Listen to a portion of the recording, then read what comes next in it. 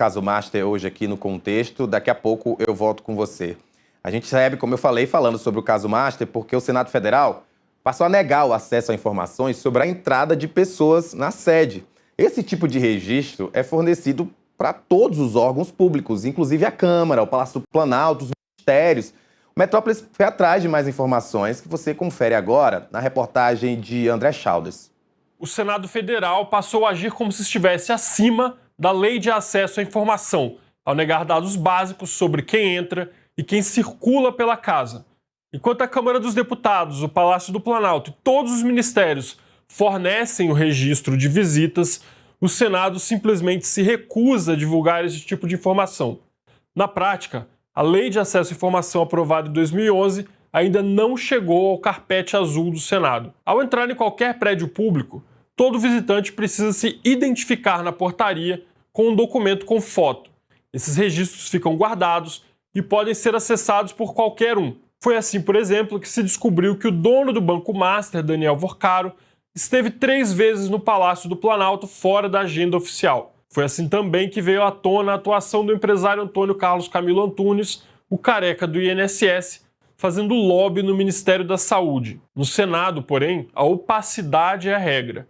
Até hoje não se sabe quantas vezes o careca esteve na casa e nem qual gabinete ele foi visitar. Ao se colocar acima da Lei de Acesso à Informação, o Senado também impede que se saiba se Daniel Vorcaro ou seu sócio, o economista Augusto Lima, circularam pela casa. Essa informação poderia ajudar a entender, por exemplo, se alguém ligado ao Master visitou o senador Ciro Nogueira, que é autor de uma emenda para aumentar a cobertura do Fundo Garantidor de Créditos, o FGC, o que atende aos interesses do Master. Na semana passada, o Senado se recusou a informar o jornal O Globo sobre a entrada ou não da advogada Viviane Barce de Moraes na casa. Casada com o ministro Alexandre de Moraes, do Supremo Tribunal Federal, Viviane fechou um contrato de 129 milhões com o Master para atuar junto aos 3 poderes da República. Outros órgãos, como o Banco Central, a Receita, o CAD e a PGFN, responderam aos pedidos da reportagem e disseram não ter encontrado qualquer registro dela. O Senado, no entanto, se recusa a informar. A Casa alega que esses dados seriam protegidos pela Lei Geral de Proteção de Dados, a LGPD. Mas, no Poder Executivo, há um entendimento pacífico de que os registros de portaria são sim informação pública.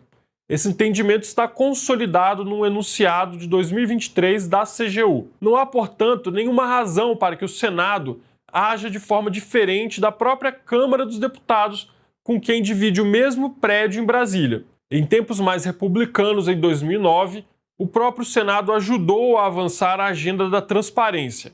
Hoje, age para escondê-la. E André Chaldes está aqui comigo para trazer mais informações de bastidores e apurações sobre o caso Master. André, primeiro tentar entender aí, eu sei que o vídeo foi longo, foi bem explicado, mas eu queria, já que você está aqui ao vivo, fazer esse comentário dessa negação do Senado em fornecer essas informações que, como você deixou bem claro, são públicas e não só são públicas, como são de praxe para todos os órgãos. Sim, exatamente, Rafael. Boa tarde, ouvinte. Aqui em Brasília, a pessoa que é daqui provavelmente já sabe disso, mas é bom explicar, né? Todo órgão público hoje em dia ele tem um esquema de segurança parecido com o do aeroporto, assim. Você precisa se registrar na entrada, você precisa deixar lá o seu documento bonitinho com foto, você precisa passar por um raio-x, né? E isso tudo por causa de uma questão de segurança, naturalmente. E aí, esses registros da portaria, eles são públicos, assim, é uma coisa elementar, coisa básica de você pedir via Lei de Acesso à Informação para saber quem está indo naquele órgão, até porque muitas vezes as visitas não são divulgadas nas agendas públicas, né? Então, o que acontece? Você pede lá os acessos da portaria e aí você consegue saber quem é que está indo ali no Ministério para tratar de alguma coisa, encontrar com alguma autoridade e tudo mais. No caso, Rafael, o Poder Executivo inteiro entrega essas imagens, entrega esses registros da portaria.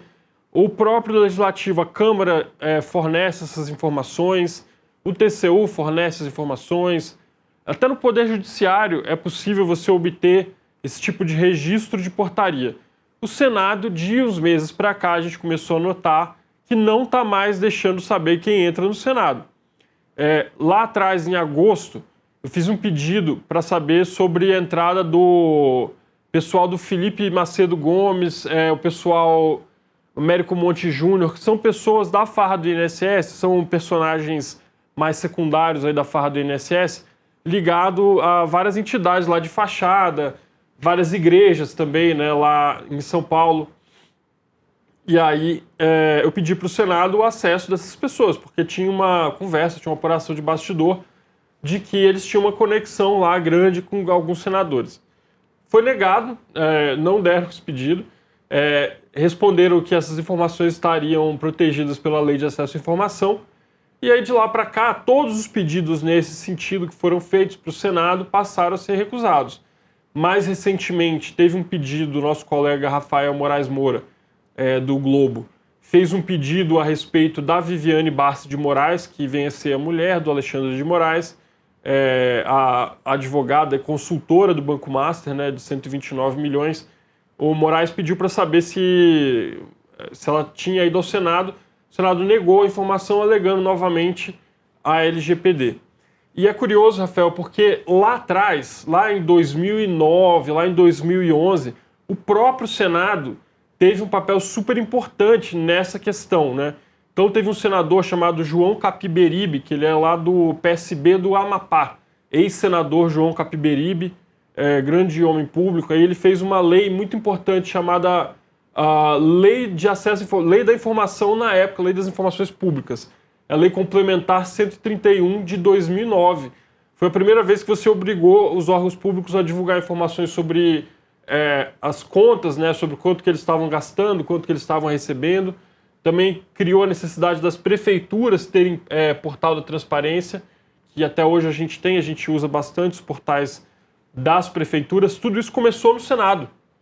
Então, assim, é irônico o quanto essa casa decaiu, né? Até, inclusive, um senador do Amapá, que vem a ser o responsável por essa lei super importante lá atrás, Rafael. Da mesma forma, na lei de acesso à informação, o Senado também foi importantíssimo para a aprovação da lei de acesso à informação. E aí agora, justamente na gestão do amapaense, né, do Davi Alcolumbre, a gente vê esse tipo de retrocesso aí do Senado se recusando a dar uma informação básica, né, que nem essa de pessoas que acessam a casa. Duvido que vocês vão fazer isso com a gente. Se a gente fosse lá, eles iam dar rapidinho, né?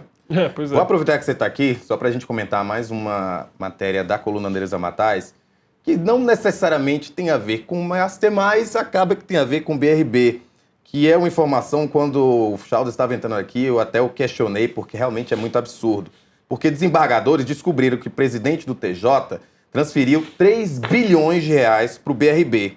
Então, os desembargadores do Tribunal de Justiça do Maranhão, então o presidente da corte, o Frost Sobrinho, transferiu 2,8 bilhões de depósitos judiciais para o Banco de Brasília.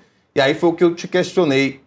O que é isso? A gente fica até sem entender. Decisões judiciais, depósitos judiciais foram usados para investimento por uma decisão sem conversar com os outros desembargadores. Ele tomou essa decisão sozinho. Sozinho, Rafael. Então, o que acontece? Esse dinheiro, na verdade, não pertence ao Frost Sobrinho, não pertence ao TJ do Maranhão. Esse dinheiro pertence às pessoas que têm causas na justiça e que têm valores depositados em juízo. Então imagina que loucura você tá, por exemplo, num divórcio. Vamos supor, você se separa da sua mulher e aí, dá um rolo lá e acaba tendo uma discussão judicial e um dinheiro fica depositado em juízo até que essas pessoas decidam, né? E aí você possa, a parte, pegar o dinheiro. E aí é esse dinheiro que o Frost Sobrinho achou por bem emprestar, colocar no BRB. O que acontece? Antes, esse dinheiro estava no Banco do Brasil, rendendo lá uma taxa X, né? O Frost Sobrinho alega que, olha, no BRB ia render muito mais. Eu ia conseguir pagar as contas do tribunal só com os rendimentos extras desse dinheiro. Então, eu achei por bem colocar no BRB... Sem conversar com vocês. Sem conversar com mais ninguém, da minha cabeça, e me responsabilizo pelo risco tomado. Pô, vem cá, não é seu risco para tomar, não é o seu dinheiro para você correr risco. Entendeu? Por isso que você remunera o investimento, porque ele tem risco, né? Mas você não pode pegar o dinheiro dos outros e fazer isso, né? Então, isso gerou um baita de um constrangimento. Teve uma reunião, a gente recebeu na coluna, foi um vídeo da sessão. Tá passando aí, inclusive, pessoal. Depois você pode entrar na coluna para assisti-lo. Exato, da sessão do TJ do Maranhão, em que os outros desembargadores descobriram e questionaram o Frois Sobrinho sobre essa transferência para o BRB. Aparentemente, Rafael, isso é uma tendência agora dos tribunais de levarem os seus depósitos judiciais para o BRB. O BRB, cá entre nós, precisa de dinheiro nesse momento, né? Um banco que, a despeito de ser um banco público, um banco que tem assim, a solvência dele é quase garantida, porque ele opera toda a folha de pagamento do governo do Distrito Federal. Mas mesmo assim o BRB está em dificuldades financeiras agora por causa do Banco Master, né, por causa dos ativos podres que o BRB comprou do Master, tomou prejuízo aí, provavelmente vai tomar prejuízo na casa dos bilhões, então está precisando de dinheiro o BRB. Vamos torcer para os rendimentos lá do TJ do Maranhão ajudarem a fechar essa conta. Vou aproveitar, já que a gente está falando do assunto, vamos passar o vídeo, então, do momento da conversa constrangedora entre os desembargadores, em que eles discutiam essa decisão monocrática de investir o dinheiro do TJ no BRB. Vamos colocar aí. Desembargador Paulo sabe disso, desembargador Joaquim, desembargador Jamil. Se Vossa Excelência me permite. Deixa eu terminar, desembargador Paulo. Vossa Excelência menciona o meu nome? Não, eu menciono porque Vossa Excelência é presidente. Já foi presidente. Eu vejo assim, se Vossa Excelência me permite, com todo respeito, mas devido a essa convocação do tribunal para participar disso agora, porque a decisão dessa migração ela foi de Vossa Excelência exclusiva. Vossa Excelência não submeteu ao colegiado. Não é convocação, é um convite, Excelência. Estou convidando vocês a participar. Mas eu não me sinto responsável por essa decisão. Não, aí vocês fiquem à vontade. É um convite. Essa decisão ela foi exclusiva de Vossa Excelência. Excelência, eu falei. Uma decisão Senador Paulo Bento, sim. Não é gravíssima, não. Nós vamos dividir responsabilidade. Não foi isso. Vossa Excelência, pode voltar aí o que eu falei.